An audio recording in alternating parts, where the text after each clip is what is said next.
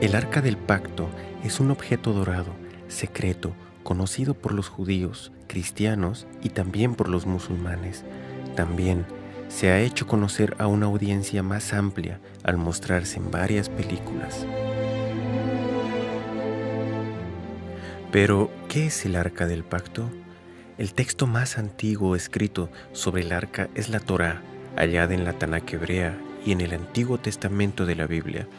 Se nos habla sobre el Dios Supremo, quien expresó ser el creador del planeta Tierra. Él escribió 10 leyes en 2 tablas de piedra. Esas piedras fueron entonces colocadas en un baúl de oro. El baúl entonces fue cerrado con un asiento o tapa, con 2 querubines, uno a cada lado de la tapa. El arca era usado con 2 propósitos distintos. En primer lugar, era donde el creador de la tierra se manifestaría a sí mismo como la ley, siendo el arca como un trono para el creador. En segundo lugar, el arca fue colocada en un santuario junto a otros objetos sacros. No se le era permitido a nadie entrar en la habitación donde se encontraba el arca, con excepción de una vez cada año, cuando un sumo sacerdote traía sangre a la habitación y colocaba la sangre enfrente del arca y en el asiento del arca.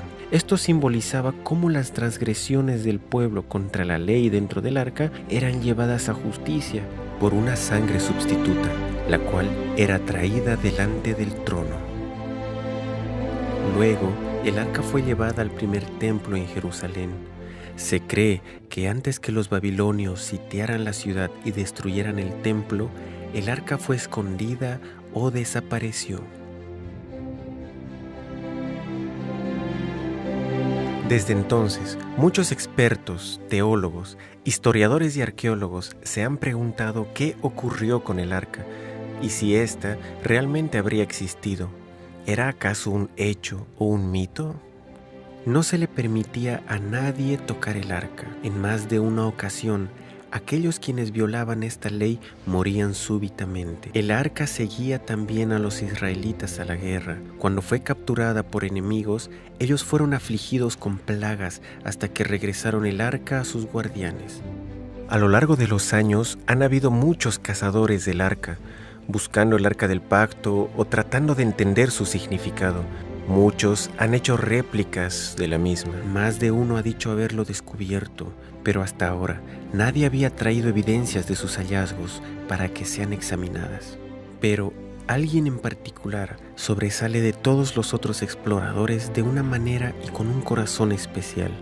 La desaparición del arca ha sido un misterio por un largo tiempo.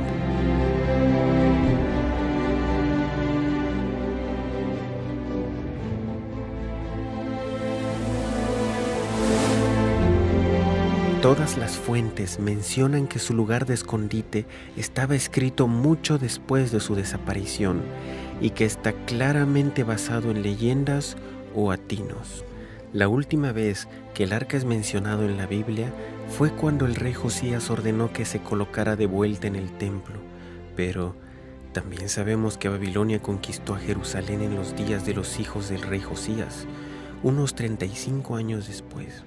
Algo interesante sobre esto es que no hay ninguna mención del arca, a pesar que otros objetos que fueron llevados a Babilonia son mencionados.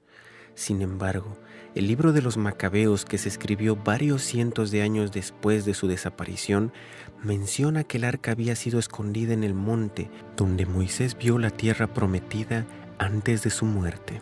El libro de Baruc, un libro más reciente, menciona que Dios dejó que la tierra debajo de Jerusalén se abriera y que el arca volvería a la superficie nuevamente en el tiempo del fin. Y la literatura medieval menciona que el arca había sido llevada a Etiopía. Algunas especulaciones del siglo XX incluían lugares como Egipto y aún Irlanda. Pero, ¿qué es el arca y dónde está? Pueden estar actualmente relacionados. La principal función del Arca del Pacto era ser la silla gubernamental de Dios en su templo terrenal. El arca tenía muchas tareas fuera del santuario y no estaba limitada a los ritos de sacrificio. Tanto dentro como fuera del sistema del santuario, el arca era usada para defender el derecho de Dios como juez y único Dios verdadero y Rey de toda la tierra. Este derecho estaba escrito en la ley, dentro del arca, la cual estipuló que Él era el Creador y que por tanto la tierra le pertenecía.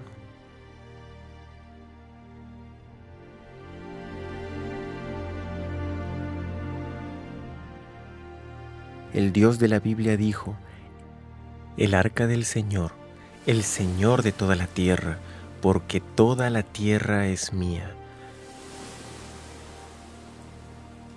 Porque el Señor Altísimo es terrible, Él es un gran rey sobre toda la tierra.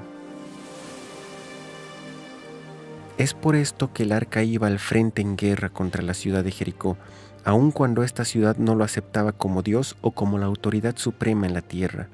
Él aún los juzgaría y pasaría sentencia. A pesar que Nabucodonosor, el gran líder en Babilonia, no adoraba al Dios de Israel, tanto él como otros reyes de grandes naciones en esos días eran aún juzgados por Dios. Los asirios, madianitas, cananeos, egipcios, etíopes, filisteos y muchas otras naciones quienes rechazaban a Jehová como su Dios eran aún juzgados de acuerdo a los estándares de Dios. Cuando el último rey de Babilonia se burló de Dios en el templo de Dios, su sentencia fue dada por el Señor en la forma de una mano que escribía su juicio sobre la pared a la vista de todos. Dios muestra que no importa a qué religión o grupo étnico usted pertenece, usted será juzgado de acuerdo al estándar del Creador y no por su propia norma moral o la norma moral de su cultura específica. Una de las funciones del arca era ir delante del pueblo de Dios en el desierto, guiándoles hacia su lugar de descanso. Estaba presente cuando hubo una disputa sobre la autoridad de los escogidos de Dios y ésta tenía que ser resuelta. El arca fue delante de ellos en el río Jordán y así el río se abrió milagrosamente para el pueblo, permitiéndoles pasar el río hasta la otra orilla. Tomó parte en la confirmación del pacto entre Dios e Israel en el monte Ebal, y aún cuando Israel le falló a Dios y fue conquistado por el enemigo y el arca les fue quitada, Dios usó el arca para juzgar a los filisteos y humillar a sus dioses, por lo que ellos se vieron forzados a devolverla.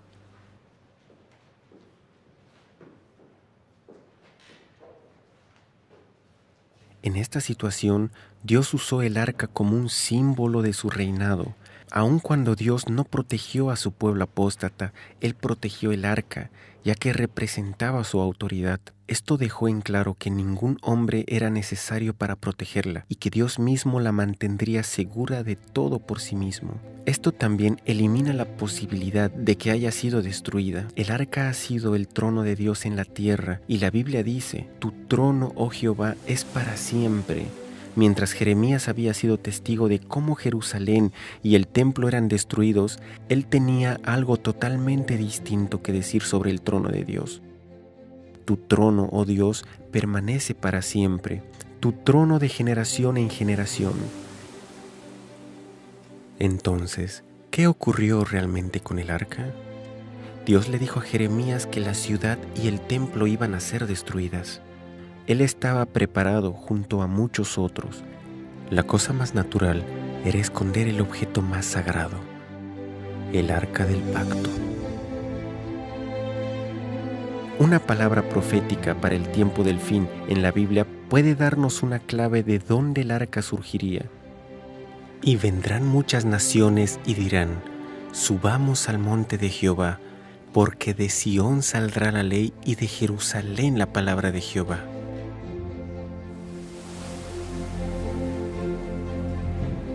En el siglo XIX, en los inicios de la arqueología, varios estudiosos buscaban entre las ruinas halladas en el Medio Oriente. Desde tumbas y templos en Egipto hasta los registros históricos y ciudades bíblicas en Mesopotamia y Palestina, la Biblia se mostró como un libro acertado históricamente al comprobarse ciudades y naciones antiguas allí mencionadas. Escritos antiguos de otras naciones confirmaban las escrituras. Hasta entonces, aún la ciudad de Babilonia había sido una leyenda hasta que fueron redescubiertas sus ruinas. Pero Jerusalén había sido habitada desde la desaparición del arca. Muchas personas habían construido sus nuevos edificios encima de edificios antiguos y la vieja ciudad se convirtió en capas de historia, una sobre otra.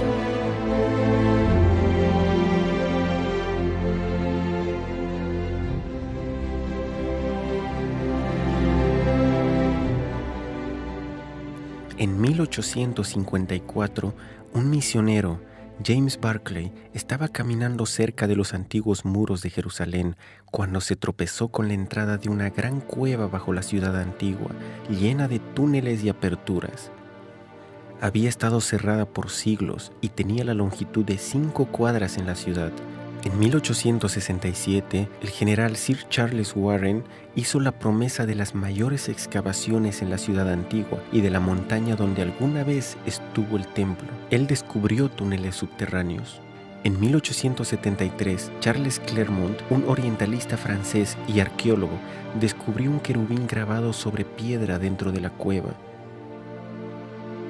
El querubín era usado comúnmente en tiempos antiguos para guardar la entrada de un pueblo o un lugar sagrado.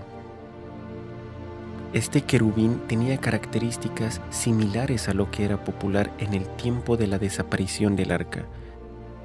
En 1882, el general Gordon, un alto y respetado oficial, viajó al Medio Oriente y mientras miraba cerca de Jerusalén, él estaba convencido que el lugar tradicionalmente llamado Gólgota no podía estar en el lugar que se creía. La sección norte del monte del templo que fue cortada parecía encajar mucho mejor con la descripción bíblica y con el diseño de la antigua ciudad. Él comenzó excavaciones allí, pero tuvo que salir para ayudar en un conflicto en Sudán, donde murió, no pudiendo terminar su trabajo. Sin embargo, él tuvo el tiempo de escribir una carta a un amigo que contenía una declaración increíble. Algo había ocurrido que no podía explicar. El monte hacia el norte, el cual Gordon había identificado como el Monte de la Calavera, era también la ubicación de la cueva de Jeremías, donde él escribió el libro de Lamentaciones, el mismo libro donde Jeremías había mencionado el trono de Dios permanece. Gordon dijo, el arca del pacto está allí. Él también mencionó que otros muebles del templo podrían ser hallados allí, una declaración bastante extraña, ya que él nunca llegó a terminar su excavación. Entonces, ¿cómo sabía esto? Bien, el lugar fue dejado encubierto y las cartas del general Gordon permanecieron guardadas en algún lugar seguro. Cerca de unos 100 años más tarde, un hombre llamado Ron Wyatt había comenzado a orar a Dios para que lo usara para mostrar al mundo que la Biblia es verdad. Ron ya había estado observando la historia del diluvio y había investigado las posibles ruinas del arca de Noé. También estaba estudiando el éxodo de Israel desde Egipto y una ubicación desde donde ellos pudieron haber cruzado el mar, hallando algunas ruedas antiguas de carros egipcios.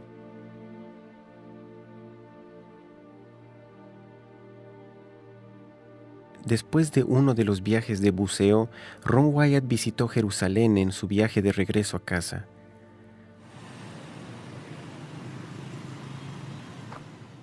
En Jerusalén, caminando a lo largo de un precipicio con un amigo, su mano alzada por sí sola apuntó a un lugar donde cenizas y basura se hallaban al frente del precipicio. Sin entender el por qué o cómo, él se escuchó a sí mismo decir, la cueva de Jeremías y el arca del pacto están aquí. Ron estaba confundido con lo que había ocurrido, ya que no había tenido una experiencia como esta antes. Ni siquiera había pensado en buscar esto. Pensativo, se fue a casa tratando de estudiar y hallar si era una posibilidad que el arca se encontrara allí. Él estudió el sitiado de Babilonia en el momento cuando se había visto por última vez el arca. Trató de ver cuándo había podido ser removida y también las limitaciones de tanto tiempo como el lugar para esconderla. Estudió la posibilidad de que el arca pudiera haber estado escondida debajo, en algún lugar del sistema de túneles. Ron comenzó a excavar con sus 2 hijos en el lugar donde su mano había apuntado.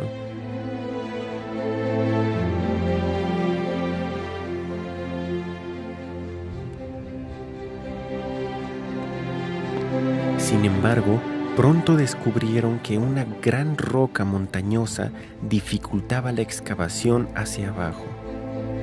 Esta vez ellos comenzaron a cavar unos pocos metros hacia la derecha. A medida que comenzaron a excavar, él halló rápidamente 3 nichos del lado del precipicio. Ron pensó que quizás estos podían ser nichos que albergaban símbolos del periodo romano. Después de todo, Gólgota se hallaba más cerca a la vía principal y en el tiempo de Jesús podría haber sido el lugar donde Jesús fue crucificado. El bien conocido Quintiliano explica: en cualquier lugar donde crucificábamos criminales, se escogían calles muy concurridas para que muchos vieran y así sean movidos al miedo, ya que todo castigo no es una venganza, sino un ejemplo. La ubicación de Gólgota, donde la iglesia bizantina fue construida, no se encontraba en la calle principal, pero este lugar sí lo estaba. ¿Podrían haber sido usados estos nichos para colocar señales que revelaban a las personas los crímenes que los criminales habían cometido? Él comenzó a pensar que ese lado del monte podía haber sido el lugar donde las personas eran crucificadas. Ron continuó excavando hacia abajo, pero el piso era muy débil y por esta razón ellos fueron de vuelta al lugar original pensando que podían cavar alrededor de la otra roca. Esta vez ellos descubrieron que podían excavar entre el precipicio y la roca y que el precipicio casi formaba un techo a medida que excavaban hacia abajo. Mientras excavaban, él encontró rápidamente lo que parecía ser una soga, como si fuera tallada en el precipicio. Él comenzó a averiguar para qué se hubiera usado esa soga. 38 pies bajo el nivel del terreno se encontraba en lo que parecía ser una estructura como de una cisterna.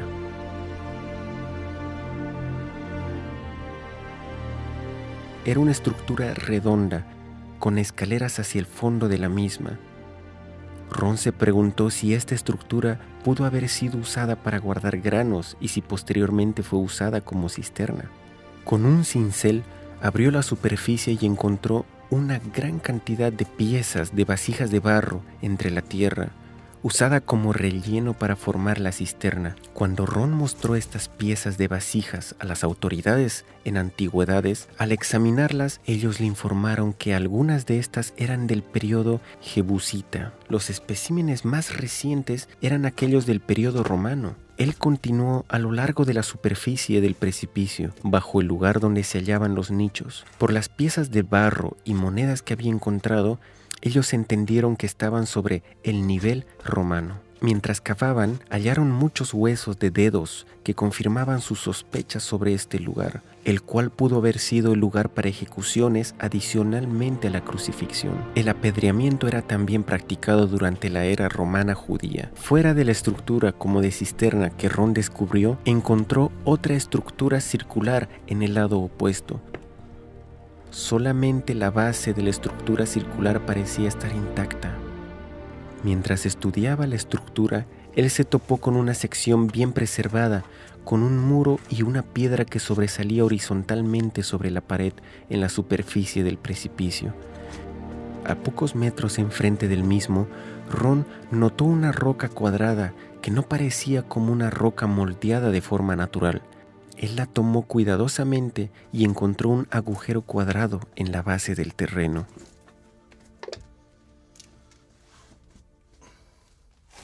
¿Podría haber sido este un agujero para una cruz?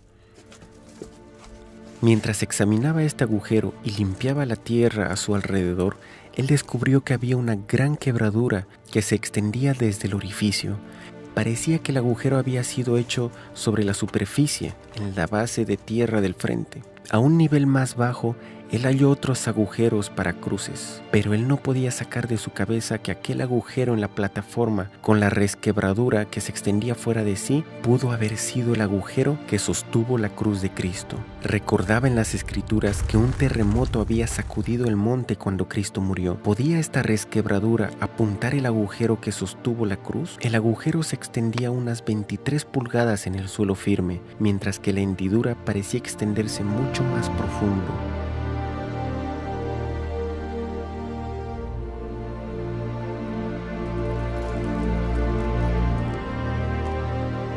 No es algo fuera de lugar pensar que se pudo tener conocimiento del lugar donde Cristo fue crucificado y que, sabiendo que él tenía muchos seguidores que hubiesen querido convertir el lugar en un sitio memorable, ¿se prefirió entonces mantenerlo en secreto? Gólgota, usado por las iglesias católicas y ortodoxas, fue construida por Constantino el Grande cerca del año 325 o 326, sobre las ruinas de un templo pagano antiguo. Esto ocurrió muchos años después que Cristo fue crucificado, pero estas ruinas que Ron descubrió eran romanas y podían ser de tiempos más cercanos a la crucifixión. Después del año 70, muchos judíos salieron de Jerusalén y otros fueron asesinados, por lo que la ciudad fue reducida a un campo romano. Esto podría explicar que el lugar ya no era usado para crucifixiones. Ron encontró monedas en la estructura de fechas anteriores y hasta el año 135 después de Cristo, pero ninguna de las monedas eran de fechas posteriores. En el año 130 después de Cristo, los cristianos fueron favorecidos en lugar de los judíos, por lo que era más probable que esta estructura hubiese sido construida por cristianos en este tiempo o aún antes. Esto significa que este era el primer lugar que fue reconocido como Gólgota. El Gólgota de la iglesia bizantina, que fue construido cerca de 200 años después, fue construido cuando el conocimiento sobre estos lugares se había de alguna forma perdido. Mientras más nos acercamos al tiempo de la crucifixión, mayor es la probabilidad que ellos supiesen los detalles de lo que había ocurrido. El hecho que las monedas halladas por Ron en el edificio antiguo pertenecían al año 135 después de Cristo indica que quien hubiese construido y usado esta estructura antigua aparentemente la abandonó y con el tiempo dejó la religión. El hecho que las fundaciones estaban aún intactas podían indicar que no sufrió destrucción por manos de invasores.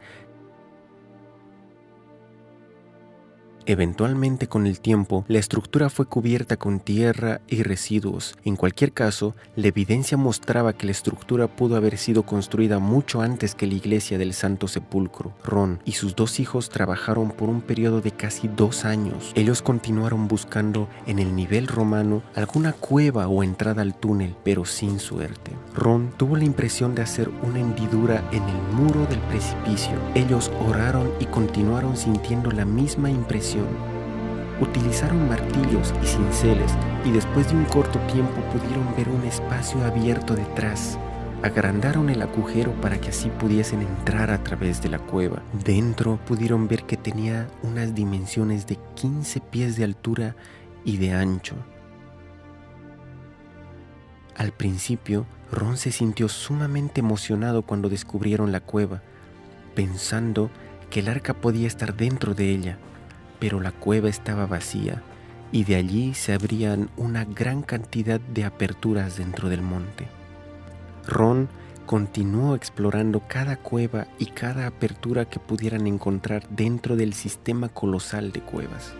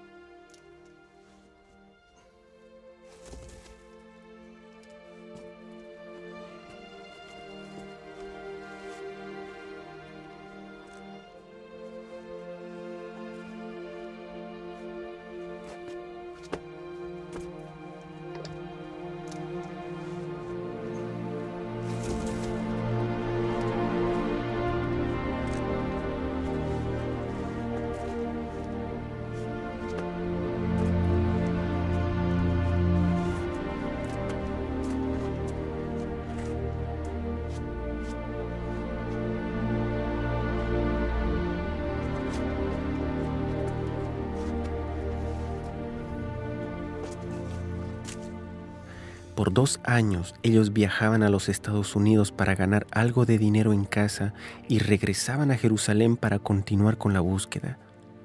En diciembre de 1981, ellos continuaban su trabajo dentro del sistema de cuevas, buscando alguna apertura o cueva que pudieran encontrar. Sin embargo, los 3 enfermaron. Los 2 hijos de Ron volvieron a los Estados Unidos y Ron tuvo que buscar ayuda de otras personas para continuar.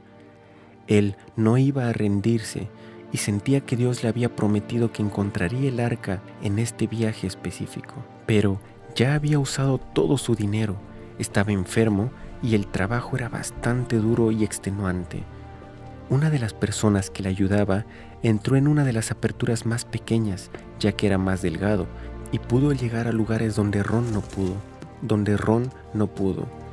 Mientras estaban observando a su alrededor, Ron encontró un pasaje parecido a un túnel de una chimenea.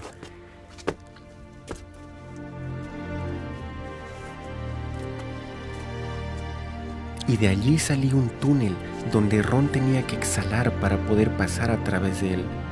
Entonces notó una estalactita de unas 16 pulgadas de longitud enfrente del muro al precipicio.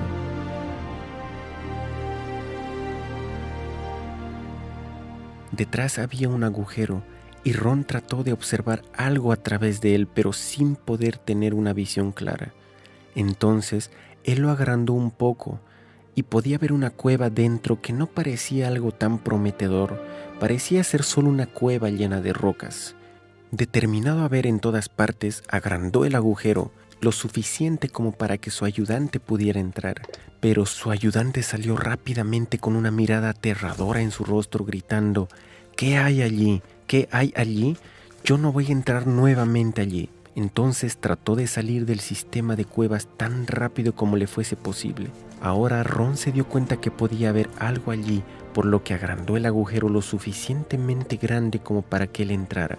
Era el 6 de enero de 1982. Había un espacio de unas 18 pulgadas entre las rocas y el techo. Ron comenzó a alumbrar con su linterna a través de las rocas para ver si había algo debajo.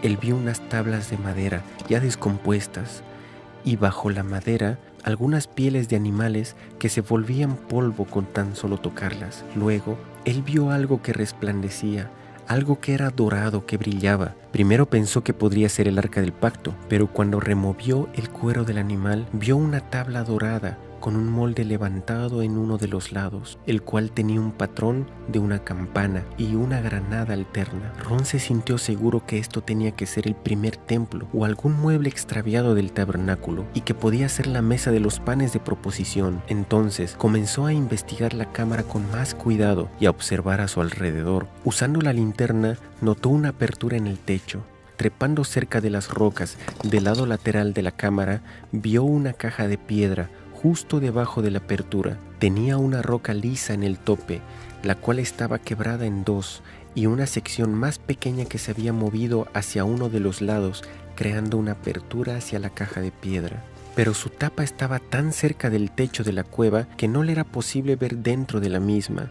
Ron notó una substancia negra en la apertura superior y un poco más de esa substancia negra en el borde de la tapa de la caja. La apertura en el techo estaba directamente encima de la parte quebrada de la tapa, donde la caja estaba abierta, y parte de esta substancia oscura había caído dentro de la caja. Fue en este momento que Ron recuerda que, al darse cuenta de lo que había ocurrido en ese lugar, él colapsó. Cuando él se dio cuenta que la apertura en el techo de la cueva era el fin de la resquebradura que se extendía desde el agujero de la cruz que había hallado en la plataforma elevada encima de él, y que la sustancia oscura era la sangre que había caído a través de la apertura dentro de la caja de piedra, él supo entonces que el arca estaba en la caja de piedra.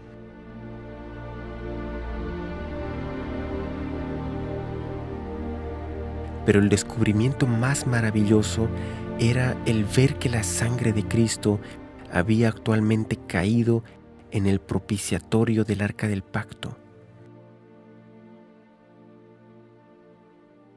Ron estuvo en asombro por un tiempo. Posteriormente volvió a la cueva para confirmar que realmente se trataba del arca del pacto. Él informó al gobierno israelí sobre el descubrimiento, pero se le dijo que se mantuviese en silencio. Ron no pudo estar callado por mucho tiempo.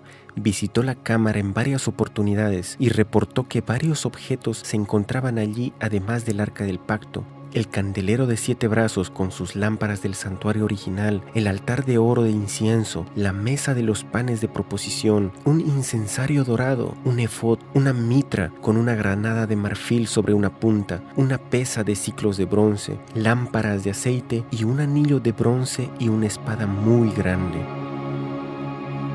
En la parte trasera del arca había un pequeño cubículo abierto, el cual aún contenía el libro de la ley, quizá el que Moisés escribió por sí mismo. De acuerdo a su entendimiento, el libro de Génesis no estaba allí. Algo que le asombró a Ron es que los rollos estaban escritos sobre pieles de animales y estaban en condiciones perfectas. Entonces comenzó a darse cuenta que el arca tuvo que ser llevada a esta cámara de alguna forma.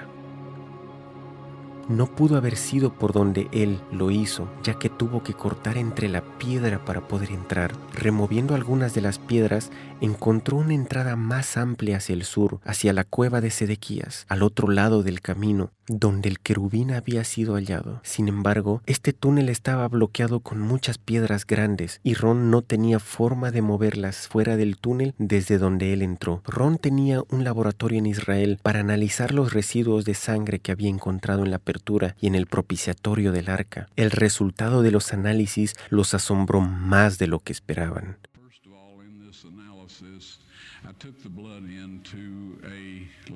En primer lugar, en este análisis yo tomé la sangre en un laboratorio en Israel. Pregunté a una de las personas con las que trabajo dónde había un buen laboratorio, cuyo trabajo sea confiable. Ellos dijeron, tal y tal. Y yo la llevé allá. Dije, por favor examinen esta sangre y díganme lo que pueden decirme sobre él. Ellos dijeron, nosotros vamos a reconstituirla, vamos a colocarla en una solución salina normal y mantener la temperatura corporal por 72 horas con un movimiento suave. Ese es su negocio, yo dije, yo quiero estar allí cuando ustedes lo examinen. Ellos dijeron, bien, así que regresé y ellos lo analizaron. Y ahora digo lo que ellos dijeron. Es sangre humana, podemos decir eso. Ellos hicieron todos los exámenes que necesitaban hacer. Entonces dije, tomen algunas células blancas y colóquenlas en un medio de crecimiento y manténganlas a temperatura ambiente por 48 horas. Ellos dijeron, eso no será de ninguna ayuda, ya que está muerta. Yo dije, por favor, ¿podrían hacer eso? Ellos me dijeron, está bien, lo haremos. Así pues, yo les dije que quería estar allí cuando ellos sacaran la muestra para examinarla. Regresé al lugar cuando ellos sacaron la muestra para examinarla bajo un microscopio, y uno de los técnicos llamó a otro, y luego ellos llamaron a su jefe, y estaban hablando en hebreo cerca de 1 minuto, y me miraron y me dijeron, señor Wyatt, esta sangre humana tiene solamente 24 cromosomas en ella. Cada persona tiene 46. Esto es 23 cromosomas de su madre y 23 de su padre, 22 autosomas de su madre y 22 autosomas de su padre. Usted tiene una X de su madre y usted puede obtener una X o Y de su padre. Esta sangre tiene 23 cromosomas del lado de la madre y un cromosoma Y solamente. Usted verá, Un niño no pudo haberse desarrollado si no tuviese los autosomas de su madre, así que todas las características físicas fueron determinadas por el lado de su madre. Sus autosomas, su sexo varonil fue determinado por esta Y, que vino de una fuente, pero no de un varón humano. Entonces ellos dijeron, esta sangre está viva. Cuando ellos preguntaron, ¿de quién es esta sangre? Yo dije,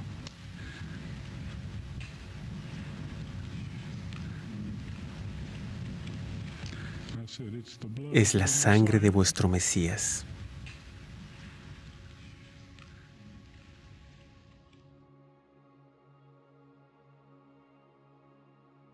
Cuando la sangre iba al propiciatorio, se probaba que se había pecado contra esta misma ley, por la cual Cristo sufrió la penalidad. Nuestros pecados contra la ley de Dios, no contra leyes humanas u otras leyes religiosas, y estas son las leyes por las que nos tenemos que arrepentir de haberlas quebrado. Además, Dios realmente envió a su Hijo a morir en nuestro lugar. Ron quería mostrar a todo el mundo en ese mismo momento, pero Dios lo detuvo.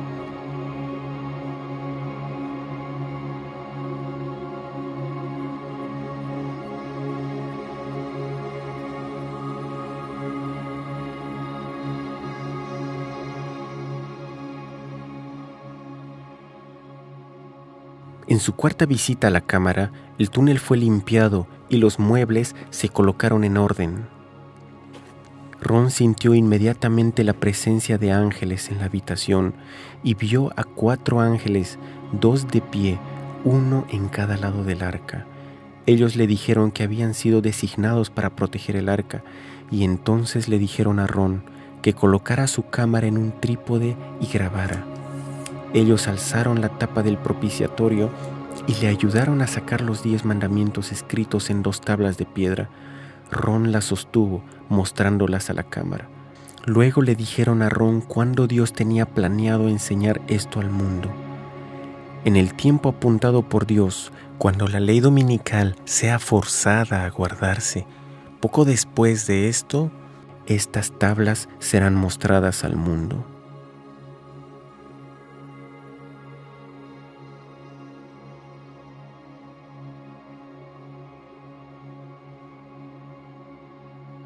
Ron inmediatamente supo lo que el ángel quiso decir, ya que él había estudiado este tema de antemano. El ángel estaba hablando sobre la marca de la bestia, mencionada en Apocalipsis 13 y 14, como el último engaño y prueba que vendrá sobre el mundo antes de la segunda venida de Cristo. La ley y la sangre de Cristo es un testimonio contra la versión hecha por el hombre de los mandamientos de Dios, la cual será forzada sobre la gente de todo el mundo. También confrontará las condiciones erróneas de la salvación que han sido predicadas por muchas personas y líderes religiosos. Ron murió en 1999 sin ver el cumplimiento. Pero él tuvo la evidencia de lo que ocurrió y usó sus últimos meses y años de vida para decirle a las personas sobre el amor de Dios, de Cristo y su sacrificio por nosotros. Él advirtió sobre la ley de la marca de la bestia. Por favor, escuchen este mensaje y advertencia importante.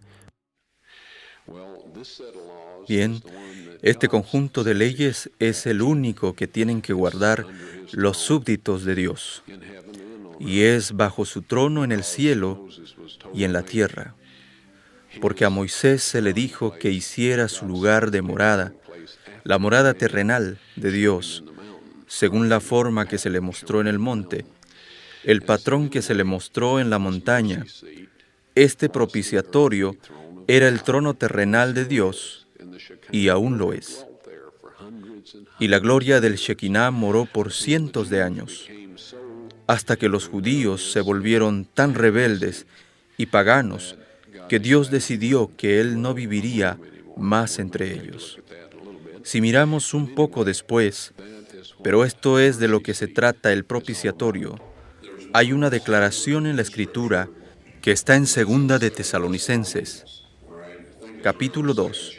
Habla sobre el hombre de pecado que se sentará en el templo de Dios, mostrándose a sí mismo como si él fuera Dios. Para ver esto rápidamente, esto implicaría que si alguien podría sentarse en el templo de Dios, tendría que ser uno construido. Pero hay alguien allí ahora. En el planeta Tierra, en este momento, hay un individuo, y él y sus antecesores en esta posición han cambiado la ley de Dios. Ellos eliminaron el segundo mandamiento que dice: no te harás imagen de ninguna semejanza de lo que está arriba en el cielo, ni abajo en la tierra, ni le servirás. Esto de alguna forma interferiría con la manera en la cual ellos querían hacer las cosas. Así que eliminaron esto y dividieron el 10º mandamiento en 2, para que aún el número de los mandamientos fuera 10. Sí, la tabla de piedra fue hallada en el arca del pacto. Yo personalmente las tomé con la ayuda de 4 ángeles, quienes levantaron el propiciatorio, que yo estimo pesaban cerca de 900 libras de oro sólido, y uno de estos ángeles me dijo que sacara las tablas de piedra afuera. Él me dijo que Dios quería que todos viesen esas tablas, así que las saqué, retrocedí y estuve como congelado en el lugar. Bueno, yo no puedo describir el estado físico o mental en el que estaba. Si yo no hubiera tenido alguna evidencia física para probar lo que pasó, yo hubiera pensado que lo había soñado o algo así. Pero ahora las evidencias están listas para ser mostradas. Pero nosotros no diremos. Actualmente están en un filo de piedra en la misma cámara, y es allí donde el ángel las puso después que se las di. Yo no sabía qué hacer con ellas. Se me dijo que esas tablas serían presentadas con la evidencia de la sangre cuando la ley de la marca de la bestia, cuando la ley dominical sea forzada a guardarse. Ahora, yo sé que todos se preguntan, ¿qué es eso? Todos hemos escuchado de rumores e historias sobre esto. Yo les diré rápidamente y de forma simple: si tú guardas los 10 mandamientos que Dios escribió sobre esas tablas de piedra,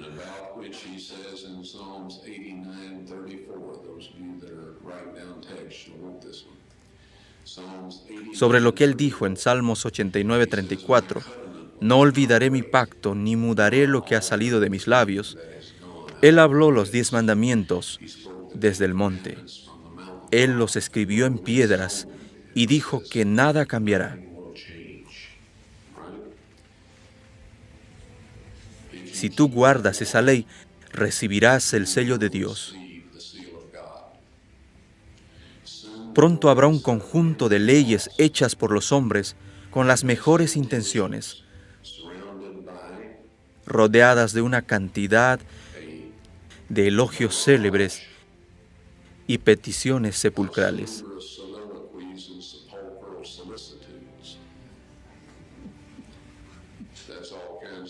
Esto es, todo tipo de historias y todo esto, instigado por el diablo, para hacerte creer que esto es lo mejor que puede pasarle a la raza humana.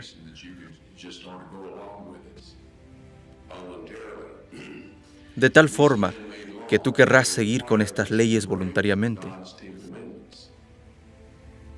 Esta ley, hecha por el hombre, requerirá que tú quebrantes los 10 mandamientos de Dios.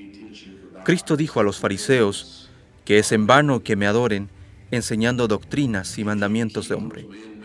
Si tú guardas estas leyes humanas y quebrantas los 10 mandamientos de Dios, recibirás la marca de la bestia. Nadie tiene la marca de la bestia en este tiempo. Tú solo puedes tenerla después que esas leyes sean forzadas. Ahora, es tan difícil cuando una cantidad de leyes hechas por los hombres se pasen y los fuercen a obedecer, donde requerirá que se quebrante los 10 mandamientos de Dios. La penalidad por no guardar esas leyes humanas es que tú no podrás comprar o vender. Esta es la marca de la bestia. Diremos, amigos, guarda esta ley y recibirán el sello de Dios. Guarda las leyes hechas por el hombre obligándonos a quebrantar la ley de Dios y tendremos la marca de la bestia.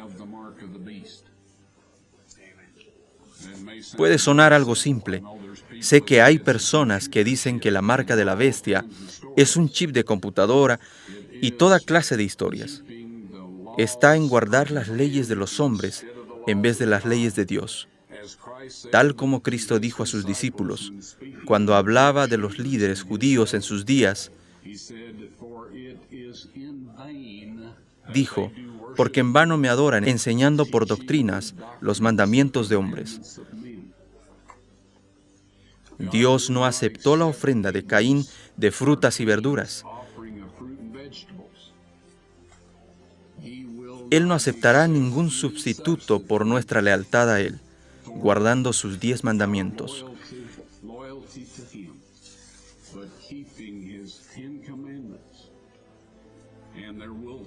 Y vendrá un tiempo que cuando lo hagas, no podrás comprar o vender.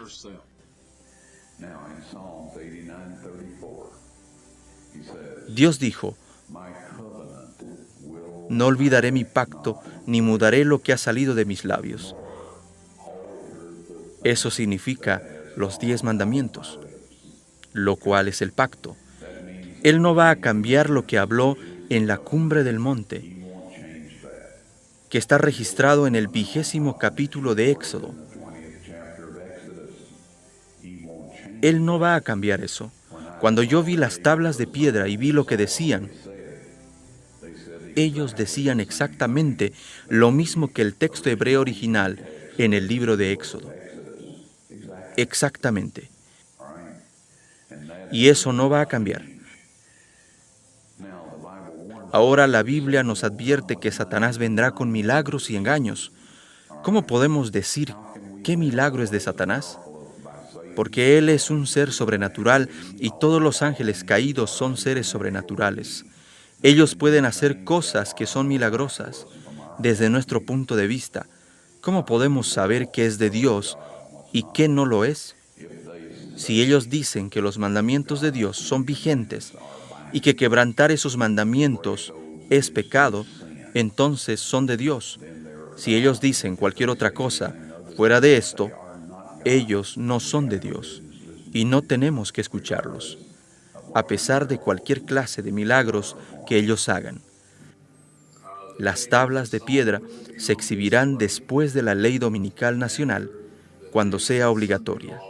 Estas fueron las palabras exactas del ángel, tal como yo las recuerdo.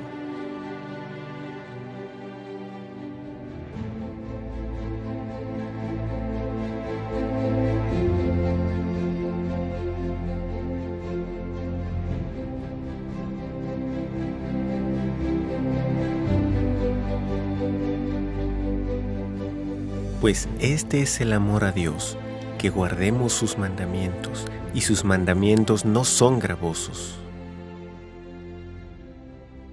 Y 3 son los que dan testimonio en la tierra, el espíritu, el agua y la sangre, y estos 3 concuerdan. Si recibimos el testimonio de los hombres, mayor es el testimonio de Dios, porque este es el testimonio con que Dios ha testificado acerca de su Hijo.